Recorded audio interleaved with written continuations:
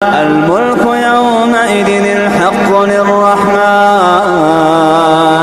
الملك يومئذ الحق للرحمن۔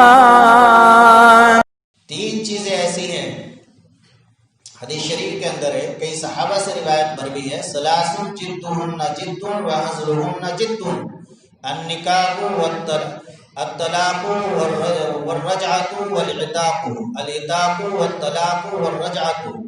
تین چیزیں ایسی ہیں کہ ان کی حقیقت تو حقیقت ہے ہی اگر حقیقت میں کیا جائے، لیکن اگر مذاق میں کیا جائے تب بھی وہ حقیقت ہی سمجھی جائے گی۔ جس حال میں بھی آدمی ان کو کرے تو اس حال میں وہ منعقد ہو جاتی ہے اور ان پر حکم مرتب ہو جاتا ہے۔ پہلی چیز ہے طلاق۔ طلاق آدمی کسی بھی حالت میں دے، مذاق میں دے، غصے میں دے، طلاق واقع ہو جائے گی۔ ایسے ہی رجعت ہے، طلاق کو واپس لینا، یہ بھی چاہے مذاق میں ہو چاہے حقیقت میں ہو، مذاق بھی اس کی حقیقت ہے۔ اور تیسری چیز ہے غلام کو آزاد کرنا۔ کوئی آدمی اپنے غلام سے کہہ دے میں نے تجھے آزاد کر دیا تو وہ آزاد ہو جائے گا۔ اب بعد میں کہنے لگے میں تو مذاق کر رہا تھا تو اس کا یہ کہنا شریعت معتبر نہیں ہے۔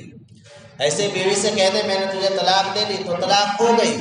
اب اگر کہتا ہے میں تو مذاق کر رہا تھا تو یہ مذاق کا اعتبار نہیں، طلاق اگر مذاق میں ہو تو تب بھی وہ حقیقت ہی ہے۔ ایسے ہی طلاق کو واپس لینا، میں اپنی طلاق کو واپس لیتا ہوں، رجعت کر لی اور بعد میں کہنے لگے میں تو مذاق کر رہا تھا، میں نے طلاق واپس نہیں لی، نہیں، طلاق واپس ہو گئی، رجعت ہو گئی۔ تو یہ تین چیزیں ایسی ہیں۔ تو اللہ پاک فرما رہے وَلَا تَتَّخِذُوا آیَاتِ اللَّهِ هُزُوًا، اللہ کے احکام ہیں نکاح اور طلاق، ان کو مذاق، لہذا نکاح اور طلاق کو تم مذاق نہ سمجھو۔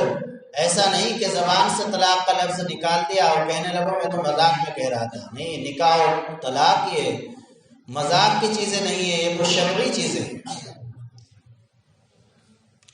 حدیث شریف کے اندر ہے، حضرت ابو درداء رضی اللہ تعالیٰ عنہ فرماتے ہیں کہ بعض لوگ ایسا کرتے تھے کہ بیوی کو مذاق میں کہہ دیا، بیوی کو کہہ دیا طلاق، اور بعد میں کہنے لگے ہم تو مذاق کر رہے تھے، طلاق دینے کی ہماری نیت نہیں تھی۔